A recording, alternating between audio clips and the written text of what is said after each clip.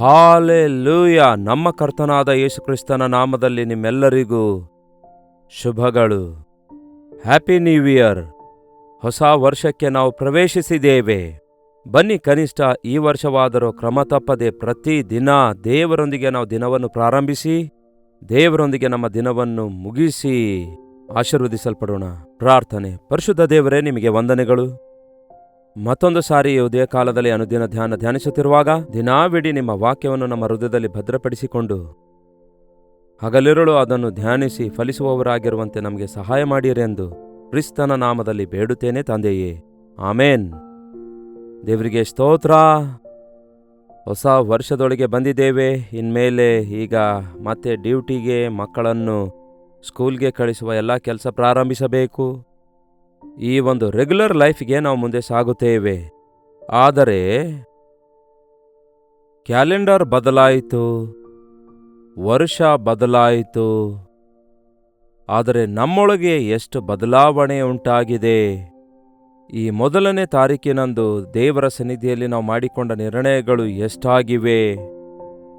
ನಾವು ತೆಗೆದುಕೊಂಡ ತೀರ್ಮಾನಗಳಲ್ಲಿ ಎಷ್ಟರ ಮಟ್ಟಿಗೆ ಕಾಪಾಡಿಕೊಳ್ಳುವುದಕ್ಕಾಗಿ ಇಲ್ಲವೇ ನೆರವೇರಿಸುವುದಕ್ಕಾಗಿ ಈ ಮೊದಲನೇ ದಿನದಿಂದ ಪ್ರಯತ್ನಿಸುವವರಾಗಿದ್ದೇವೆ. ಆಲೋಚಿಸಿ. ವರ್ಷಾಂತ್ಯಕ್ಕೆ ಎಕ್ಸಾಮ್ ಬರುವಾಗ ಕೆಲವು ಮಕ್ಕಳು ಬಹಳಷ್ಟು ಓದಿ ಕೊನೆಗೆ ಎಲ್ಲವನ್ನೂ ಮರ್ತು ಹೋಗ್ತಾರೆ. ನಾವು ಕೂಡ ವರ್ಷಾಂತ್ಯದಲ್ಲಿ ನಮ್ಮ ಲೆಕ್ಕವನ್ನೆಲ್ಲ ಸರಿಪಡಿಸಿಕೊಳ್ಳೋಣವೆಂದು ಬಯಸಿ 2024ನೇ ವರ್ಷದಲ್ಲಿ ಏನ್ ಮಾಡಿದ್ದೀರಿ ಎಂದು ನಿಮಗೆ ಗೊತ್ತಿರಬೇಕು, ದೇವರಿಗೆ ಗೊತ್ತಿರಬೇಕು. ಕೇವಲ ಆತನು ತನ್ನ ಕೃಪೆಯ ಮೇರೆಗೆ ನಮ್ಮನ್ನು ಕ್ಷಮಿಸಿ ನಮ್ಮನ್ನು ನೂತನ ವರ್ಷ ಪ್ರವೇಶಿಸುವಂತೆ ಮಾಡಿದ್ದಾರೆ. ಈ ವರ್ಷದಲ್ಲಿ ಮೇಲಿಂದ ಮೇಲೆ ನಮ್ಮ ಲೆಕ್ಕ ಸರಿಪಡಿಸಿಕೊಂಡು ಮೇಲಿಂದ ಮೇಲೆ ಮಾಡಬೇಕಾದ ಕೆಲಸವನ್ನು ಆವಾಗಲೇ ಮಾಡಿ ಮುಗಿಸುವುದಾದರೆ, ಆಯಾ ದಿನಕ್ಕೆ ತಕ್ಕಂತೆ ನಾವು ದೇವರೊಂದಿಗೆ ಸಮಾಧಾನಗೊಳ್ಳುವುದಾದರೆ, ನಮ್ಮ ಹೃದಯ ಸರಿಪಡಿಸಿಕೊಂಡು ಹಾಸಿಗೆಗೆ ಹೋಗುವುದಾದರೆ, ಇದನ್ನು ಅಭ್ಯಾಸ ಮಾಡಿಕೊಳ್ಳುವುದಾದರೆ, ಯಾವುದೇ ಕ್ಷಣದಲ್ಲಿ ಕರ್ತನು ಬರಲಿ ಇಲ್ಲವೇ ನಾವು ಈ ಲೋಕ ಬಿಡುವುದಾಗಲಿ ಆತನ ಸನ್ನಿಧಿಯಲ್ಲಿ ಯುಗಯುಗಗಳವರೆಗೂ ಇರುವ ಭಾಗ್ಯ ಹೊಂದಿಕೊಳ್ತೇವೆ. ಅದಕ್ಕಾಗಿಯೇ ಸಿದ್ಧಗೊಳ್ಳಿರಿ, ಸಿದ್ಧಗೊಳ್ಳಿರಿ, ಸಿದ್ಧಗೊಳ್ಳಿರಿ ಎಂದು ದೇವರ ವಾಕ್ಯ ಹೇಳ್ತದೆ. ಹೊಸ ವರ್ಷಕ್ಕಾಗಿ ನಾವು ಕಾದುಕೊಂಡು ಅದಕ್ಕಾಗಿ ಸಿದ್ಧರಾಗಿದ್ದೆವು, ಆನಂದಿಸಿದೆವು, ವಾಗ್ದಾನ ಹೊಂದಿಕೊಂಡೆವು. ಬಟ್ ಆ ವಾಗ್ದಾನಗಳೆಲ್ಲ ನಮ್ಮಲ್ಲಿ ನೆರವೇರಬೇಕಾದರೆ ನಮಗೆ ನಂಬಿಕೆ ಇರಬೇಕು. ಅವುಗಳನ್ನು ನಾವು ಅಂದರೆ ಆ ವಾಗ್ದಾನಗಳು ನೆರವೇರುವ ಹಾಗೆ ದೇವರ ಸನ್ನಿಧಿಯಲ್ಲಿ ನಾವು ಜ್ಞಾಪಕ ಮಾಡಿಕೊಳ್ಳಬೇಕು. ಹೌದು, ದೇವರು ನಿಮ್ಗೆ ಏನಾದರೂ ಮಾತಾಡಿದಾರೋ? ಆತನ ಬಳಿಯಿಂದ ಕನಿಷ್ಠ ಒಂದು ವಾಗ್ದಾನ ಏನಾದರೂ ಹೊಂದಿಕೊಂಡಿದ್ದೀರೋ? ಅದೇ ಪ್ರಿಯರೇ, ಚರ್ಚ್ನಲ್ಲಿ ಪಾಸ್ಟರ್ ಅವರೆಲ್ಲರೂ ಕೊಡ್ತಾರಲ್ಲವೇ, ನಾವು ಕೂಡ ಕೊಟ್ಟೆವು. ಒಂದು ವಾಗ್ದಾನದ ಬುಕ್ ಮಾರ್ಕ್ ಕೊಡ್ತೇವೆ ನಿಮ್ಮ ಬೈಬಲ್ನಲ್ಲಿ ಇಟ್ಕೊಳ್ಳುವುದಕ್ಕಾಗಿ. ಅದರಲ್ಲಿ ಒಳ್ಳೆ ವಾಗ್ದಾನಗಳು, ಒಂದು ನಿಬಂಧನೆಯಿಂದ ಕೂಡಿರುವ ವಾಗ್ದಾನಗಳನ್ನು ಕೊಡುತ್ತೇವೆ. ರ್ಯಾಂಡಮ್ ಆಗಿ ಅವುಗಳನ್ನು ನಾವು ಹಂಚುತ್ತಿರುವಾಗ ಕೆಲವೊಂದು ಸಾರಿ ದೇವರು ಆ ವಾಗ್ದಾನ ನಾವು ಪಡೆದುಕೊಳ್ಳುವಾಗ ನಮ್ಮ ವಿಷಯದಲ್ಲಿ ಅದನ್ನು ನೆರವೇರಿಸ್ತಾರೆ. ಅದಕ್ಕಿಂತಲೂ ಹೆಚ್ಚಾಗಿ ನೀವು ಒಬ್ಬಂಟಿಗರಾಗಿ ದೇವರ ಸನ್ನಿಧಿಯಲ್ಲಿ ಪ್ರಾರ್ಥನೆ ಮಾಡಿ, ದೇವರೇ, ಈ ನೂತನ ವರ್ಷದಲ್ಲಿ ನೀವು ನನಗಾಗಿ ಹಾಕಿಕೊಂಡಿರುವ ಪ್ರಣಾಳಿಕೆ ಏನಾಗಿವೆ? ಈ ನೂತನ ವರ್ಷದಲ್ಲಿ ನೀವು ನನಗೆ ಏನ್ ಮಾಡ್ಲಿಕ್ಕಿದ್ದೀರಿ? ನಾನು ಏನು ಮಾಡಬೇಕೆಂದು, ನಾನು ಹೇಗಿರಬೇಕೆಂದು, ಏನನ್ನು ನೆರವೇರಿಸಬೇಕೆಂದು ದೇವರೇ ನೀವು ಆಶಿಸುತ್ತಾ ಇದ್ದೀರಿ ಎಂದು ದೇವರ ಮುಂದೆ ಇಟ್ಟು ಪ್ರಾರ್ಥಿಸುವುದಾದರೆ ಸ್ಪಷ್ಟವಾಗಿ ದೇವರು ನಿಮ್ಮ ಸಂಗಡ ಮಾತಾಡ್ತಾರೆ. ಎಲ್ಲರ ವಿಷಯದಲ್ಲಿ ಹೇಳೋದು ಬೇರೆ ಸಂಗತಿ ಪ್ರಿಯರೇ, ಎಲ್ಲರ ವಿಷಯ ತಿಳಿದುಕೊಳ್ಳುವುದು ಬೇರೆ ಸಂಗತಿ. ನಮ್ಮ ಸಂಗತಿ ನಾವು ತಿಳಿದುಕೊಳ್ಳುವುದು ನಮಗೆ ಎಷ್ಟೋ ಒಳ್ಳೆಯದಲ್ಲವೇ? ನಮ್ಮ ವಿಷಯದಲ್ಲಿ ನಮ್ಮ ಸಂಗಡ ದೇವರು ಮಾತಾಡುವಾಗ ನಮಗದು ಎಷ್ಟೋ ತೃಪ್ತಿ ಉಂಟು ಮಾಡ್ತದಲ್ಲವೇ? ಖಚಿತವಾಗಿಯೂ ವಾಗ್ದಾನ ಎನ್ನುವಂಥವುಗಳು ಪರಿಶುದ್ಧ ಸತ್ಯವೇದದಲ್ಲಿ ನಮಗೋಸ್ಕರವೇ ಮುದ್ರಿಸಲ್ಪಟ್ಟಿವೆ. 30,000 ವಾಗ್ದಾನಗಳು ಬೈಬಲ್ನಲ್ಲಿ ಬರೆಯಲ್ಪಟ್ಟಿವೆ. 365 ಸಾರಿ ಭಯಪಡಬೇಡಿರಿ ಎಂಬ ಮಾತು ಬೈಬಲ್ನಲ್ಲಿದೆ. ಅಂದರೆ ಈ ಹೊಸ ವರ್ಷದಲ್ಲಿ ಪ್ರತಿ ದಿನವೂ ಕೂಡ ಭಯಪಡಬೇಡಿರಿ, ಭಯಪಡಬೇಡಿರಿ ಎಂದು ದೇವರು ನಮಗೆ ಅಭಯ ಕೊಡುತ್ತಿದ್ದಾರೆ. ಎಷ್ಟೋ ವಾಗ್ದಾನಗಳು ಬೈಬಲ್ನಲ್ಲಿವೆ. ಆ ವಾಗ್ದಾನಗಳು ಆ ಕಾಲದ ಜನರಿಗೆ, ಆ ಕಾಲದ ಭಕ್ತರಿಗೆ ಮಾತ್ರ ಸೀಮಿತವಾಗಿಲ್ಲ. ಈ ದಿನವೂ ಕೂಡ ನಾವು ನಂಬುವುದಾದರೆ ದೇವರು ನಿಮ್ಮ ಸಂಗಡ ಜೀವವುಳ್ಳ ವಾಕ್ಯದ ಮೂಲಕ ನಿಮ್ಮ ಸಂಗಡ ಮಾತಾಡ್ತಾರೆ. ನನ್ನ ಜೀವಿತದಲ್ಲಿ ನಾನು ಕಲಿತುಕೊಂಡಿರುವುದು, ನಾನು ರಕ್ಷಿಸಲ್ಪಟ್ಟ ದಿನದಿಂದ ಈ ದಿನದವರೆಗೂ ನನ್ನ ಬದುಕಿಗೆ ಆಧಾರ ಆತನ ಮಾತಾಗಿದೆ. ನನ್ನ ಬದುಕಿನ ಗಮ್ಯ ಆತನ ಚಿತ್ತವಾಗಿದೆ. ಆ ದೇವರ ಮಾತನ್ನು ನಾನು ನಂಬುತ್ತಿದ್ದೇನೆ. ವಾಕ್ಯವನ್ನು ಧ್ಯಾನ ಮಾಡ್ತಿರುವಾಗ ಸ್ಪಷ್ಟವಾಗಿ ದೇವರು ಮಾತಾಡ್ತಾರೆ. ಆಯಾ ಸಮಯದಲ್ಲಿ ಮೃದುವಾದ ಸ್ವರದೊಂದಿಗೂ ಕೂಡ ದೇವರು ಮಾತಾಡಿದ್ದಾರೆ. ಬಹಳಷ್ಟು ಜನರಿಗೆ ಇದು ವಿಚಿತ್ರವಾಗಿಯೂ ಕಾಣಿಸುತ್ತಾ ಇರಬಹುದು, ಆದರೆ ದೇವರು ಮಾತಾಡ್ತಾರೆ. ನಮಗೆ ಬಾಯಿ ಕೊಟ್ಟಾತನು ಮಾತಾಡುವುದಿಲ್ಲವೋ? ನಮಗೆ ಕಣ್ಣು ಕೊಟ್ಟಾತನಿಗೆ ಕಣ್ಣಿಲ್ಲವೋ? ನಾವಂದುಕೊಂಡ ರೀತಿಯಲ್ಲಿ ಅಲ್ಲ ಪ್ರಿಯರೇ, ನಾವು ನಂಬಿದ ದೇವರು ಸಜೀವವುಳ್ಳಾತನು, ಜೀವವುಳ್ಳ ದೇವರಾಗಿದ್ದಾರೆ. ಹಾಗಾಗಿ ದೇವರಲ್ಲಿ ನಂಬಿಕೆ ಇಟ್ಟಂಥವರಿಗೆ ದೇವರು ಹೇಳ್ತಾರೆ, ನನ್ನನ್ನು ಬೇಡಿಕೊಳ್ಳಿರಿ, ನಾನು ನಿಮಗೆ ವಾಗ್ದಾನ ಕೊಡ್ತೇನೆ ಅನ್ನುತ್ತಾರೆ. ಹಾಗಾಗಿ ನೀವು ನಿನ್ನೆ ವಾಚ್ ನೈಟ್ ಸರ್ವಿಸಲ್ಲಿ ಅವಸರದಲ್ಲಿ ಚರ್ಚ್ನಲ್ಲಿ ಎಲ್ಲರೊಂದಿಗೆ ಸೇರಿ ಪ್ರಾರ್ಥನೆ ಮಾಡಿ ವಾಗ್ದಾನ ಹೊಂದಿದ್ದೀರಿಲ್ಲವೋ ಗೊತ್ತಿಲ್ಲ. ಹೊಂದಿಕೊಂಡಿದ್ರೆ ದೇವರಿಗೆ ಸ್ತೋತ್ರ. ಅಷ್ಟಕ್ಕೂ ಒಂದು ವಾಗ್ದಾನ ಸಿಕ್ಕರೆ ಸಾಕಾಗುತ್ತೋ? ಹೌದಲ್ಲವೇ? ನಮಗೆ ಒಂದೇ ಗಿಫ್ಟ್ ಯಾರಾದರೂ ಕೊಡುವುದಾದರೆ ಇನ್ನೇನಾದರೂ ಗಿಫ್ಟ್ ಸಿಗುತ್ತವೆ ಎಂದು ಎದುರು ನೋಡ್ತೇವಲ್ಲವೇ? ಮದುವೆ ಮಾಡಿಕೊಳ್ಳುವಾಗ ನೋಡಿ, ಒಂದೇ ಗಿಫ್ಟ್ ಸಿಗುತ್ತೋ ವಧುವರರಿಗೆ? ಎಷ್ಟೋ ಬಹುಮಾನಗಳು ಬರ್ತವೆ, ಅದನ್ನು ನೋಡಿ ಅವರು ಹಿಗ್ಗುತ್ತಾರೆ. ಹಾಗೆಯೇ ದೇವರ ಸನ್ನಿಧಿಯಲ್ಲಿ ನಾವು ಇನ್ನೂ ಹೆಚ್ಚಾಗಿ ನಮ್ಮ ಭವಿಷ್ಯದ ಕುರಿತಾಗಿ, ನಮ್ಮ ಮಕ್ಕಳ ಕುರಿತಾಗಿ, ನಮ್ಮ ಒಂದು ಜೀವಿತ ಸಮಸ್ಯೆಗಳ ಕುರಿತಾಗಿ, ನಮ್ಮ ಆರ್ಥಿಕ ವಿಷಯಗಳ ಕುರಿತಾಗಿ, ನಮ್ಮ ಆರೋಗ್ಯ ಪರಿಸ್ಥಿತಿಗಳ ಕುರಿತಾಗಿ ಸ್ಪಷ್ಟವಾಗಿ ದೇವರು ತನ್ನ ವಾಕ್ಯದ ಮೂಲಕ ತಿಳಿಯಪಡಿಸುತ್ತಾರೆ. ನಾನು ನಿಮಗೆ ಆರೋಗ್ಯ ಕೊಡುವೆನು, ನಾನು ನಿಮ್ಮನ್ನು ವಾಸಿ ಮಾಡುವೆನು, ನಿಮ್ಮನ್ನು ನಾನು ಅಭಿವೃದ್ಧಿಪಡಿಸುವೆನು, ನಿಮ್ಮ ಕಷ್ಟಾರ್ಜಿತವನ್ನು ನಾನು ಆಶೀರ್ವದಿಸುವೆನು, ನಾನು ನಿಮ್ಮ ಸಂತಾನವನ್ನು ಆಶೀರ್ವದಿಸುತ್ತೇನೆ, ನಾನು ನಿಮ್ಮ ಕುಟುಂಬವನ್ನು ಆಶೀರ್ವದಿಸುತ್ತೇನೆ, ನಾನು ನೀವು ಮಾಡುವುದೆಲ್ಲ ಸಫಲವಾಗುವಂತೆ ಮಾಡುತ್ತೇನೆ. ಇವೆಲ್ಲವೂ ದೇವರ ವಾಗ್ದಾನಗಳಾಗಿವೆ. ನಾವು ಜನರಲ್ ಆಗಿ ಓದುತ್ತಿದ್ದೇವೆ, ಆದರೆ ನೀವು ವೈಯಕ್ತಿಕವಾಗಿ ನಂಬಿಕೆಯಿಂದ ದೇವರಿಗೆ ಬೇಡಿಕೊಂಡು ಅಂತಹ ವಾಗ್ದಾನಗಳನ್ನು ನೀವು ಹೊಂದಿಕೊಳ್ಳುವಾಗ ಅವು ನಿಜವಾಗ್ಲೂ ನಮ್ಮ ವಿಷಯದಲ್ಲಿ ನೆರವೇರ್ತವೆ. ಒಂದು ನೋಟ್ಬುಕ್ ಇಟ್ಕೊಂಡು ವಾಗ್ದಾನಗಳನ್ನು ಬರೆದಿಟ್ಕೊಳ್ರಿ. ನೀವು ಡಿಜಿಟಲ್ ಆಗಿ ನೋಟ್ ಮಾಡಿಕೊಳ್ಳುವುದಾದರೆ ಅದು ನಿಮ್ಮಿಷ್ಟ. ಬಟ್ ಈ ದಿನ ದೇವರು ಕೊಟ್ಟಂತಹ ವಾಗ್ದಾನ ನಿಮ್ಮ ವಿಷಯದಲ್ಲಿ ನೆರವೇರಿದಾಗ ನೀವು ಎಷ್ಟೋ ಉಲ್ಲಾಸದಿಂದ ಕೊಂಡಾಡುತ್ತೀರಿ ಗೊತ್ತಾ? ಅಫ್ಕೋರ್ಸ್, ಕೆಲವೊಂದು ವಾಗ್ದಾನಗಳು ಇಮಿಡಿಯೇಟ್ ಆಗಿ ನೆರವೇರ್ತವೆ. ಕೆಲವೊಂದು ವಾಗ್ದಾನಗಳ ನೆರವೇರುವಿಕೆಗಾಗಿ ನಾವು ನಂಬಿಕೆಯಿಂದ ಕಾದಿರಬೇಕು. ಮೇಲಿಂದ ಮೇಲೆ ದೇವರ ಸನ್ನಿಧಿಯಲ್ಲಿ ಅವುಗಳನ್ನು ನಾವು ಕ್ಲೇಮ್ ಮಾಡಿಕೊಳ್ಬೇಕು. ಯಾವಾಗ್ಲೂ ನೋಡಿ, ಈ ವಾಗ್ದಾನಗಳು ಚೆಕ್ಗಳಂತಿವೆ. ಈ ಕಾಲದಲ್ಲಿ ಫೋನ್ ಪೇ, ಗೂಗಲ್ ಪೇ, ಈ UPI ಪೇಮೆಂಟ್ಸ್ ಬಂದಿರೋದ್ರಿಂದ ಪೇಮೆಂಟ್ಸ್ಗಳೆಲ್ಲ ಸುಲಭವಾಗಿವೆ. ಒಂದು ಕಾಲದಲ್ಲಿ 100 ರೂಪಾಯಿ ಕಾಣಿಕೆ ಯಾರಾದರೂ ಕಳಿಸಬೇಕಾದ್ರೆ ಅವರು ಎಮ್ಮೋ ಆದರೂ ಮಾಡಬೇಕಿತ್ತು, ಇಲ್ಲವೇ ಒಂದು ಚೆಕ್ ಮೇಲೇನಾದರೂ ಬರೆದು ಆ ಚೆಕ್ ಕಳಿಸುತ್ತಾ ಇದ್ರು.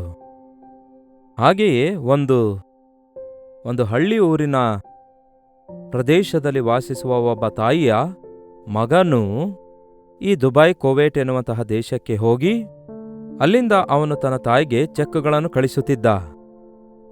ಆ ಚೆಕ್ಗಳನ್ನು ಕಳಿಸುತ್ತಾ ಅದರ ಜೊತೆಗೆ ಒಂದು ಪತ್ರ ಕಳಿಸುತ್ತಿದ್ದ. ಅಮ್ಮ ಚೆನ್ನಾಗಿದೀಯಾ, ಬೆಡ್ಶೀಟ್ ಕೊಂಡ್ಕೋ, ಮಂಚ ಕೊಂಡ್ಕೋ, ಬೋರ್ವೀಟ ಕೊಂಡ್ಕೊಂಡು ಕುಡಿ, ಆರೋಗ್ಯ ಚೆನ್ನಾಗಿ ನೋಡಿಕೋ ಎಂದು ಪತ್ರ ಬರೆಯುತ್ತಿದ್ದ. ಮತ್ತೊಂದು ಪತ್ರ ಬರುತ್ತೆ, ಅಮ್ಮ ಚೆನ್ನಾಗಿದೀಯಾ, ಬೆಡ್ಶೀಟ್ ಕೊಂಡ್ಕೊಂಡಿದೀಯಾ. ಹೀಗೆ ಬರೆಯುತ್ತಾ ಇರುವಾಗ ಆಕೆ ಅರ್ಥ ಆಗಲಾರದೆ ಆ ಪತ್ರಗಳನ್ನು ಏನ್ ಮಾಡಬೇಕೆಂದು ಗೊತ್ತಾಗದೆ ಆಕೆಗೆ ಓದಲು ಬರುವುದಿಲ್ಲ. ಪಕ್ಕದ ಮನೆಯಲ್ಲಿರುವಂತಹ ಒಬ್ಬ ಹುಡುಗಿಯನ್ನು ಕರೆದು ಆ ಪತ್ರ ಓದಿಸುತ್ತಾಳೆ. ಅವಳು ಓದುತ್ತಾಳೆ, ನೋಡಮ್ಮ ಹೇಗಿದ್ದಾನೆ ನನ್ನ ಮಗನು, ಚೆನ್ನಾಗಿ ಊಟ ಮಾಡನು ತಾನೆ, ಅದು ಕೊಂಡುಕೋನು ತಾನೆ, ಇದನ್ನು ಕೊಂಡುಕೋನು ತಾನೆ, ಹೇಗೆ ಕೊಂಡುಕೊಳ್ಳಲಿಕ್ಕಾಗತ್ತೆ, ಹೌದಲ್ಲಮ್ಮ? ಅವನೇನಾದರೂ ನನಗೆ ದುಡ್ಡು ಕಳಿಸುತ್ತಿದ್ದಾನೋ ಎಂದು ಆ ಹುಡುಗಿಗೆ ಕೇಳಿದಳಂತೆ. ದುಡ್ಡಿಲ್ಲ, ಏನೂ ಇಲ್ಲ, ಈಗೋ ಈ ಪತ್ರಗಳನ್ನು ಮಾತ್ರ ಬರೆಯುತ್ತಿದ್ದಾನೆ, ಒಳ್ಳೆ ಒಳ್ಳೆ ಮಾತುಗಳನ್ನಾಡಿ ಯಾಮರಿಸುತ್ತಿದ್ದಾನೆ. ಆದರೆ ಏನ್ ಮಾಡಬೇಕು? ಇದೇನಮ್ಮ, ಇಲ್ಲಿ ದುಡ್ಡು ಕೂಡ ಕಳಿಸಿರುವಂತೆ ನಿನ್ನ ಮಗ ಬರೆದಿದ್ದಾನೆ. ಯಾವ ದುಡ್ಡು ಕಳಿಸಿದ್ದಾನೆ? ಅದೇನೋ ಚಿತ್ರ ಇರುವ ಕಾಗದ ಕಳಿಸಿದ್ದಾನೆ ಎಂದು ಹೇಳಿ ಆ ಗೋಡೆ ಮೇಲೆ ಅಂಟಿಸಿರುವ ಚೆಕ್ಗಳೆಲ್ಲ ತೋರಿಸಿದಳಂತೆ. ಆಗ ಆ ಚೆಕ್ಗಳನ್ನೆಲ್ಲ ಏನೋ ಚಿತ್ರದ ಹಳೆಗಳಂದುಕೊಂಡು ಗೋಡೆಗೆ ಅಂಟಿಸಿಕೊಂಡಿದ್ದಳಂತೆ ಆ ತಾಯಿ. ನೋಡಿದ್ರಾ, ನಮ್ಮಲ್ಲಿಯೂ ಕೂಡ ಬಹಳಷ್ಟು ಜನ ದೇವರು ಕೊಟ್ಟ ವಾಗ್ದಾನವನ್ನು ಗೋಡೆಯ ಮೇಲೆ ಅಂಟಿಸಿಕೊಳ್ತಿದ್ದೇವೆ. ಗೋಡೆಗಳ ಮೇಲೆ ಫ್ರೇಮ್ ಹಾಕಿ ವಾಗ್ದಾನ ಇಟ್ಕೊಳ್ತಿದ್ದೇವೆ, ಕ್ಯಾಲೆಂಡರ್ನಲ್ಲಿ ಇಟ್ಕೊಳ್ತಿದ್ದೇವೆ, ಬೈಬಲ್ ಒಳಗಡೆ ಕೂಡ ಇಟ್ಕೊಳ್ತೇವೆ. ಆದರೆ ಒಂದು ಚೆಕ್ಕು ಎನ್ಕ್ಯಾಶ್ ಆಗ್ಬೇಕಾದ್ರೆ ಏನ್ ಮಾಡಬೇಕು? ಗೋಡೆ ಮೇಲೆ ಅಂಟಿಸಿದ್ರೆ ಆಗುತ್ತೋ? ಅದನ್ನು ತೆಗೆದುಕೊಂಡು ಹೋಗಿ ಬ್ಯಾಂಕ್ನಲ್ಲಿ ಕ್ರೆಡಿಟ್ ಮಾಡಬೇಕು. ಅದನ್ನು ವಿತ್ಡ್ರಾ ಮಾಡಿಕೊಳ್ಳಬೇಕು. ಹಾಗೆಯೇ ದೇವರು ಕೊಟ್ಟ ವಾಗ್ದಾನಗಳನ್ನು ಆತನ ಮುಂದಿಟ್ಟು, ಹೌದು ದೇವರೇ, ಈ ವಾಗ್ದಾನ ನನ್ನ ವಿಷಯದಲ್ಲಿ ನೆರವೇರಿಸಿರಿ, ನಾನು ನಂಬುತ್ತೇನೆ ದೇವರೇ ಎಂದು ವಾಗ್ದಾನಗಳಿಗೋಸ್ಕರ ಅವುಗಳ ನೆರವೇರುವಿಕೆಗಾಗಿ ಕಾದಿರಬೇಕು, ಪ್ರಾರ್ಥಿಸಬೇಕು. ಕೆಲವೊಂದು ಬ್ಯಾಂಕ್ಗಳಲ್ಲಿ ಈ ಕಾಲದಲ್ಲಿ ಇಮಿಡಿಯೇಟ್ ಆಗಿ ಕ್ಯಾಶ್ ಬರಬಹುದೇನೋ, ಆದರೆ ಎಟಿಎಂ ಬಂದ ನಂತರ ಬೊತ್ತಿದ್ರೆ ಸಾಕು ಕ್ಯಾಶ್ ಬರ್ತವೆ. ಪೂರ್ವಕಾಲದಲ್ಲಿ ಹಾಗಿರಲಿಲ್ಲ. ನಮ್ಮ ಚಿಕ್ಕಂದಿನಲ್ಲಿ ನಾನು ಯವನಸ್ಥನಾಗಿದ್ದಾಗಲೂ ಕೂಡ ನಾವೇನಾದರೂ ಬ್ಯಾಂಕಿಗೆ ಹೋಗಬೇಕಾದ್ರೆ ಲೈನ್ನಲ್ಲಿ ನಿಲ್ಲಬೇಕು, ಕ್ಯಾಶ್ಗಾಗಿ ಟೋಕನ್ ಕೊಡ್ತಾರೆ, ಆ ಟೋಕನ್ ತೆಗೆದುಕೊಂಡು ಹೋಗಿ ಕೌಂಟರಲ್ಲಿ ಕೊಡಬೇಕು. ಈ ರೀತಿ ಎಷ್ಟೋ ಪ್ರಯಾಸ ಪಡಬೇಕಿತ್ತು. ದೇವರ ಬಳಿಯಿಂದ ನಮಗೆ ಕೊಡಲ್ಪಟ್ಟ ವಾಗ್ದಾನಗಳನ್ನು ಕೂಡ ಆ ರೀತಿಯಾಗಿ ಆತನ ಪಾದಗಳ ಮುಂದೆ ಇಟ್ಟು ನಾವು ಪ್ರಾರ್ಥಿಸಬೇಕು, ಕಾದುಕೊಂಡಿರಬೇಕು. ತಕ್ಕ ಸಮಯದಲ್ಲಿ ಆತನು ಸಮಸ್ತವನ್ನು ಚೆನ್ನಾಗಿ ಸರಿಪಡಿಸುತ್ತಾರೆಂಬ ಸಂಗತಿ ನೀವು ನಂಬಬೇಕು. ನನ್ನ ಜೀವಿತದಲ್ಲಿ ದೇವರು ಮಾಡಿದ ವಾಗ್ದಾನಗಳೆಲ್ಲ ಓವರ್ನೈಟ್ ಆಗಿ ಒಂದೇ ದಿನದಲ್ಲಿ ನೆರವೇರಲಿಲ್ಲ. ಆದರೆ ಕೆಲವೊಂದು ದಿನಗಳು ಹಿಡಿದುವು, ಕೆಲವು ತಿಂಗಳುಗಳು ಹಿಡಿದುವು. ಆ ದೇವರ ವಾಗ್ದಾನ ನೆರವೇರಲು ಕೆಲವು ವರ್ಷಗಳು ಹಿಡಿದುವು. ಕೆಲವು ವಾಗ್ದಾನಗಳು ಪರಿಪೂರ್ಣವಾಗಿ ನೆರವೇರುವುದಕ್ಕಾಗಿ ಎಷ್ಟೋ ವರ್ಷ ಹಿಡಿದುವು. ಇನ್ನೂ ಕಾದುಕೊಂಡಿದ್ದೇನೆ 30, 40, 50 ವರ್ಷಗಳಿಂದ. ಯಶ್, ಬಟ್ ನಂಬುತ್ತಿದ್ದೇನೆ, ಮಾತು ಕೊಟ್ಟ ದೇವರು ನಂಬಿಗಸ್ತನಾಗಿದ್ದಾನೆಂದು. ಮಾತು ಕೊಟ್ಟು ನೆರವೇರಿಸುವಾತನಾಗಿದ್ದಾರೆ ನಮ್ಮ ದೇವರು. ಈ ಹೊಸ ವರ್ಷದಲ್ಲಿ ದೇವರ ಪ್ರಣಾಳಿಕೆ ನೀವು ಅರಿತುಕೊಳ್ಳಬೇಕಾದರೆ ವಾಕ್ಯವನ್ನು ಪಠಿಸಿರಿ. ಆತನು ತನ್ನ ಚಿತ್ತವನ್ನು ವಾಕ್ಯದ ಮೂಲಕ ನಮಗೆ ಬಯಲುಪಡಿಸುತ್ತಾರೆ. ಆತನು ತನ್ನ ವಚನಗಳ ಮೂಲಕ ನಮ್ಮೊಂದಿಗೆ ಸ್ಪಷ್ಟವಾಗಿ ಮಾತಾಡುತ್ತಾರೆ. ಅದಕ್ಕಾಗಿಯೇ ನಾನು ಹೇಳಿದೆನಲ್ಲವೇ, ಈ ಹೊಸ ವರ್ಷದಲ್ಲಿ ಮತ್ತಾಯನ ಸುವಾರ್ತೆಯಿಂದ ಹೊಸ ಒಡಂಬಡಿಕೆ ಮತ್ತು ಹಳೆ ಒಡಂಬಡಿಕೆಯಲ್ಲಿ ಆದಿಕಾಂಡದಿಂದ ಕ್ರಮ ತಪ್ಪದಂತೆ ಸತತವಾಗಿ ಓದು ನೋಡ್ರಿ. ಪ್ರತಿದಿನ ನೀವು ಓದುತ್ತಿರುವಾಗಲೇ ಸ್ಪಷ್ಟವಾಗಿ ದೇವರು ನಿಮ್ಮ ಸಂಗಡ ಮಾತಾಡ್ತಾರೆ.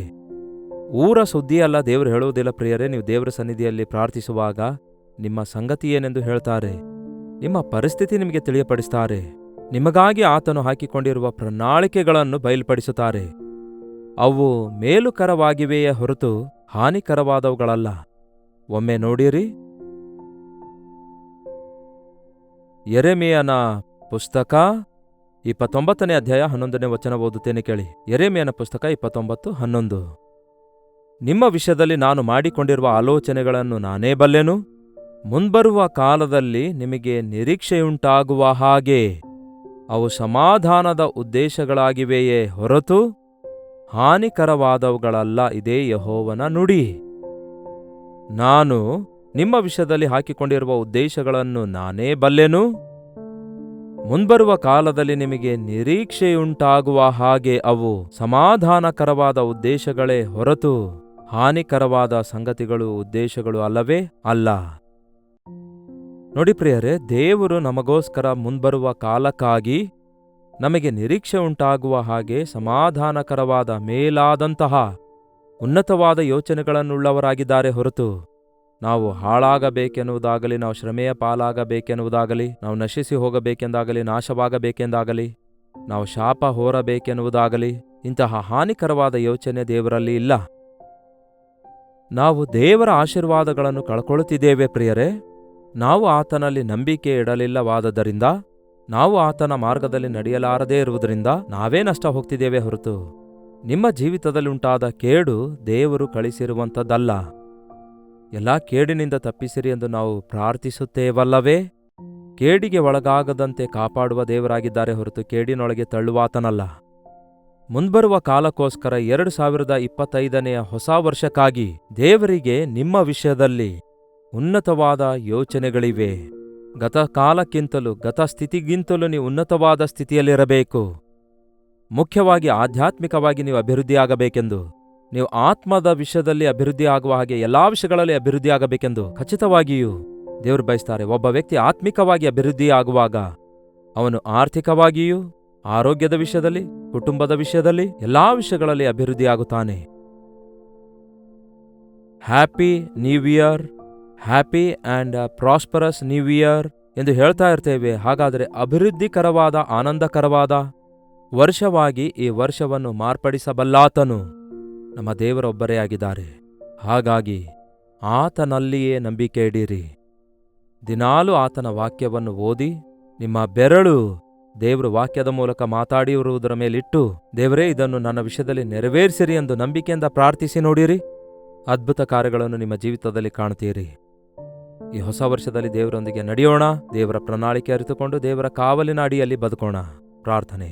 ಪರಿಶುದ್ಧ ದೇವರೇ, ಪ್ರೀತಿಯುಳ್ಳ ತಂದೆಯೇ, ಮತ್ತೊಂದು ಸಾರಿ ನಿಮ್ಮ ಪಾದ ಬಳಿಯಲ್ಲಿ ನಾವು ಮೊರೆಯಿಡುತ್ತಿದ್ದೇವೆ. ನಿಜವೇ, ವರ್ಷಗಳು ಕಳೆದರೂ ಕೂಡ ಪರಿಸ್ಥಿತಿಗಳು ಬದಲಾಗಲಿಲ್ವಲ್ಲವೆಂಬ ದಿಗುಲು, ಎಲ್ಲಿ ನೋಡಿದರೂ ಏನಿದೆ ಎನ್ನುವಂತಹ ಆಲೋಚನೆಗಳು ನಮಗೆ ಬರುವಾಗ, ಮಾರ್ಪಡದ ದೇವರು ನಮಗಿದ್ದಾರೆ, ಕೈ ಬಿಡದ ದೇವರು ನಮ್ಮೊಂದಿಗಿದ್ದಾರೆ, ಮಾತು ಕೊಟ್ಟು ನೆರವೇರಿಸುವ ಯೇಸು ನನಗಿದ್ದಾರೆ ಎಂಬ ನಂಬಿಕೆಯೊಂದಿಗೆ ಈ ಹೊಸ ವರ್ಷದಲ್ಲಿ ಪ್ರತಿದಿನ ಆಯಾ ದಿನಕ್ಕೆ ಬೇಕಾದಂತಹ ಕೃಪೆ ನಿಮ್ಮ ಬಳಿಯಿಂದ ಹೊಂದಿಕೊಳ್ಳುವಂತೆ, ಆಯಾ ದಿನದಲ್ಲಿ ನಿಮ್ಮ ವಾತ್ಸಲ್ಯವನ್ನು ನಾವು ಹೊಂದುವಂತೆ, ಆಯಾ ದಿನದಲ್ಲಿ ನೀವು ನಮಗೆ ಅನುಗ್ರಹಿಸಿರುವ ವಾಗ್ದಾನ ಹೊಂದಿಕೊಳ್ಳುವಂತೆ, ಅವುಗಳ ನೆರವೇರುವಿಕೆಗಾಗಿ ನಂಬಿಕೆಯಿಂದ ಪ್ರಾರ್ಥಿಸುವಂತೆ ನಮ್ಮ ಪ್ರತಿಯೊಬ್ಬರಿಗೂ ನೀವು ಸಹಾಯ ಮಾಡಿರೆಂದು ಕ್ರಿಸ್ತನ ನಾಮದಲ್ಲಿ ಬೇಡುತ್ತೇನೆ ತಂದೆಯೇ, ಆಮೇನ್. ತಂದೆಯಾದ ದೇವರ ಪ್ರೀತಿಯೂ ಮಗನಾಗಿರುವ ಕ್ರಿಸ್ತನ ಕೃಪೆಯೂ ಆದರಣೆಕರ್ತನಾದ ಪವಿತ್ರಾತ್ಮನ ಸಹವಾಸವು ಕೂಡಿ ಬಂದಿರುವ ನಮ್ಮೆಲ್ಲರ ಸಂಗಡ ಇಂದಿಗೂ ಸದಾಕಾಲಕ್ಕೂ ನೆಲೆಯಾಗಿರಲಿ. ಆಮೇನ್. ದೇವರಿಗೆ ಸ್ತೋತ್ರ. ನಿಮ್ಮೆಲ್ಲರಿಗೂ ಹೊಸ ವರ್ಷದ ಹಾರ್ದಿಕ ಶುಭಾಶಯಗಳು. ಯಾವ ಸಂಬಂಧವಾಗಿಯೂ ಚಿಂತಿಸದೆ ದೇವರು ಮಾಡಿರುವ ಉಪಕಾರಗಳನ್ನು ನೆನೆಸಿ 8939731313 ನಂಬರ್ಗೆ ನಿಮ್ಮ ಸಾಕ್ಷಿಗಳನ್ನು ಹಾಗೂ ನಿಮ್ಮ ಪ್ರಾರ್ಥನಾ ಮನವಿಗಳನ್ನು ತಿಳಿಯಪಡಿಸಿರಿ. ದೇವರ ಸನ್ನಿಧಿಯಲ್ಲಿ ನಿಮಗಾಗಿ ಪ್ರಾರ್ಥಿಸುತ್ತಿದ್ದೇವೆ. ನೀವು ಪ್ರಾರ್ಥಿಸಿರಿ, ತಪ್ಪದೆ ದೇವರು ಉತ್ತರಿಸುತ್ತಾರೆ. ಹೊರದೇಶದಿಂದಲೂ ಸಹ ವೀಕ್ಷಿಸುವುದಾದರೆ ಇದೇ ಕೆಳಗೆ ಕೊಡಲ್ಪಟ್ಟ ನಂಬರ್ಗೆ ನಿಮ್ಮ ಮನವಿಗಳನ್ನು ಕಳಿಸಿಕೊಡಿರಿ. ವಾಟ್ಸಪ್ ಮಾತ್ರ ಮಾಡಿರಿ, ಫೋನ್ ಮಾಡಬೇಡಿರಿ, ಎತ್ತಿಲ್ಲವೆಂದು ಬಾಧೆ ಪಡಬೇಡಿ. ನೀವು ಕಳಿಸುವಂತಹ ಆ happy new year and prosperous new year greetings ಎಲ್ಲ ನಮಗೆ ತಲುಪಿವೆ. ನಿಮ್ಮೆಲ್ಲರಿಗೆ ತಿರುಗಿ ಉತ್ತರಿಸಲಿಕ್ಕಾಗದಿದ್ದರೂ ನಿಮ್ಮೆಲ್ಲರಿಗೋಸ್ಕರ ದೇವರನ್ನು ಸ್ತುತಿಸುತ್ತೇನೆ. ನೀವು ಕಳಿಸಿರುವ ವಾಟ್ಸಪ್ ಮೆಸೇಜ್ಗಳ ಮೂಲಕ ನಿಮ್ಮೊಂದಿಗೆ ಅದರ ಮುಖಾಂತರ ನಾವು ಸಹವಾಸವುಳ್ಳವರಾಗಿರುವಂತೆ ಹಾಗೂ ನಿಮ್ಮ ಯೋಗಕ್ಷೇಮ ಅರಿತುಕೊಳ್ಳುವಂತೆ ನೀವು ಸಹಕರಿಸುತ್ತಿರುವುದಕ್ಕಾಗಿ ನಿಮ್ಮೆಲ್ಲರಿಗೂ ಹೃದಯಪೂರ್ವಕ ವಂದನೆಗಳು. ದಿನಾಲೂ ಈ ಕಾರ್ಯಕ್ರಮವನ್ನು ವೀಕ್ಷಿಸುತ್ತಾ ಇಲ್ಲವೇ ಕೆಲವೊಂದು ಸಾರಿ ವೀಕ್ಷಿಸುತ್ತಾ ಇನ್ನು ನೀವು doctor Jaipal Kannada YouTube channel subscribe ಮಾಡಿಕೊಳ್ಳದಿದ್ದರೆ ಹಿಂದೆ ಸಬ್ಸ್ಕ್ರೈಬ್ ಮಾಡಿಕೊಳ್ಳಿರಿ. ಆವಾಗ ಇಂಟಿಮೇಷನ್ ಬರುತ್ತೆ, ಒಂದು ಪ್ರೋಗ್ರಾಮ್ ಕೂಡ ಮಿಸ್ ಆಗದೆ ನೀವು ವಾಕ್ಯ ಕೇಳಬಹುದು. ಪ್ರತಿ ಸಾರಿ ಈ ಕಾರ್ಯಕ್ರಮ ನೀವು ವೀಕ್ಷಿಸುವಾಗ ಲೈಕ್ ಮಾಡುವುದನ್ನು, ಶೇರ್ ಮಾಡುವುದನ್ನು, ನಿಮ್ಮ ಹೆಸರು ಕಾಮೆಂಟ್ ಸೆಕ್ಷನ್ನಲ್ಲಿ ಬಂದು ಟೈಪ್ ಮಾಡುವುದನ್ನು ಮರೆಯಬೇಡಿ. ಕರ್ತನ ಚಿತ್ತವಿರುವುದಾದರೆ ಮತ್ತೆ ನಾಳೆ ಇದೇ ಅನುದಿನದ ಧ್ಯಾನ ಎಂಬ ಕಾರ್ಯಕ್ರಮದಲ್ಲಿ ಮತ್ತೆ ಭೇಟಿಯಾಗೋಣ. ಅಲ್ಲಿವರೆಗೂ ದೇವರ ಮಹಾಕೃಪೆ ನಿಮ್ಮೆಲ್ಲರೊಂದಿಗಿರಲಿ.